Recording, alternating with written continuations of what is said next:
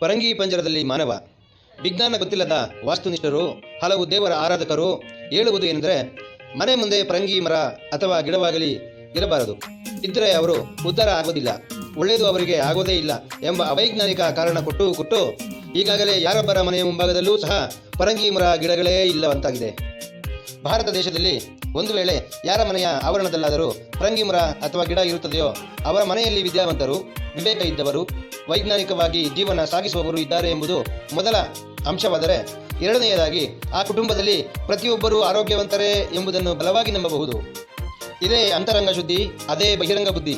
ಹೌದು ವೀಕ್ಷಕರೇ, ವಿದ್ಯೆ ಕಲಿತ ಭಾರತದ ಯುವ ಸಮುದಾಯ ಇಂದು ಅವೈಜ್ಞಾನಿಕ ಅಂಶಗಳನ್ನು ಆಚರಿಸದೇ ಇರುವ ಕಾರಣದಿಂದ ದೇಶಾದ್ಯಂತ ಅಂದು ಇದ್ದ ಅವೈಜ್ಞಾನಿಕ ಅಂಶಗಳನ್ನು ದೂರವಿಟ್ಟು ವೈಜ್ಞಾನಿಕವಾಗಿ ಬದುಕುತ್ತಿದ್ದಾರೆ ಎಂದರೆ ತಪ್ಪಿಲ್ಲ.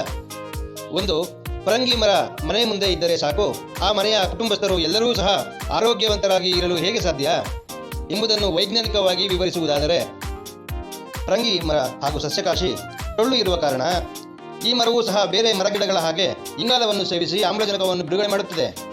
ಆದರೆ ಪರಂಗಿ ಮರದಿಂದ ಬಿಡುಗಡೆಯಾಗುವ ಆಮ್ಲಜನಕಕ್ಕೂ ಬೇರೆ ಮರದಿಂದ ಬಿಡುಗಡೆಯಾಗುವ ಆಮ್ಲಜನಕಕ್ಕೂ ಹೆಚ್ಚಿನ ವ್ಯತ್ಯಾಸವಿದ್ದು, ಪರಂಗಿ ಮರದಿಂದ ಹೊರಸೂಸುವ ಆಮ್ಲಜನಕ ಹಾಗೂ ಹೂವಿನ ಸುವಾಸನೆಯಲ್ಲಿ ಮಾನವನಿಗೆ ಬರಬಹುದಾದ ಕ್ಯಾನ್ಸರ್, ರಕ್ತದ ಒತ್ತಡ, ಹೃದಯ ಸಮಸ್ಯೆಗಳನ್ನು ದೂರವಿಡುವ ಶಕ್ತಿ ಇದೆ. ಹೀಗಿರುವಾಗ ಈ ಮೂರು ಮಹತ್ತರ ರೋಗಗಳು ಮಾನವನ ಹತ್ತಿರ ಸುಳಿಯದೇ ಇದ್ದರೆ ಆತನ ಕುಟುಂಬವೂ ಸಹ ಶ್ರೀಮಂತ ಕುಟುಂಬವಾಗುವುದರಲ್ಲಿ ಸಂಶಯವೇ ಇಲ್ಲ. ಭಾರತ ದೇಶದಲ್ಲಿ ಹೀಗೆ ಭಾರತೀಯರೆಲ್ಲರೂ ಸಹ ಆರೋಗ್ಯವಂತರಾಗಿ ಇದ್ದರೆ ಬಡತನವೂ ಸಹ ಹತ್ತಿರ ಸುಳಿಯುವುದಿಲ್ಲ. ಬಡತನವೇ ಇಲ್ಲದ ಮಾನವನಿಗೆ ದೇವರ ಹತ್ತಿರ ಪದೇ ಪದೇ ಹೋಗಿ ಮಂಗಳಾರತಿ ತಟ್ಟೆಗೆ ದೇವರ ಹುಂಡಿಗೆ ಹಣ ಹಾಕಿ ಆರೋಗ್ಯ ಹಾಗೂ ಶ್ರೀಮಂತಿಕೆಯನ್ನು ಬೇಡಿಕೊಳ್ಳುವ ಅವಶ್ಯಕತೆಯೇ ಇರುವುದಿಲ್ಲ.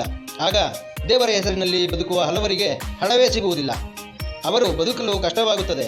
ಇದೇ ಕಾರಣಕ್ಕೆ ಆ ಕಾಲದ ವೈದಿಕರು ಮತ್ತು ಅರ್ಚಕರು ಸೇರಿ ಪರಂಗಿ ಮರ ಮತ್ತು ಗಿಡವನ್ನು ಯಾರ ಮನೆಯ ಮುಂದೆಯೂ ಬೆಳೆಸದಂತೆ ಸುಳ್ಳು ಪ್ರಚಾರ ಮಾಡಿದ್ದರು.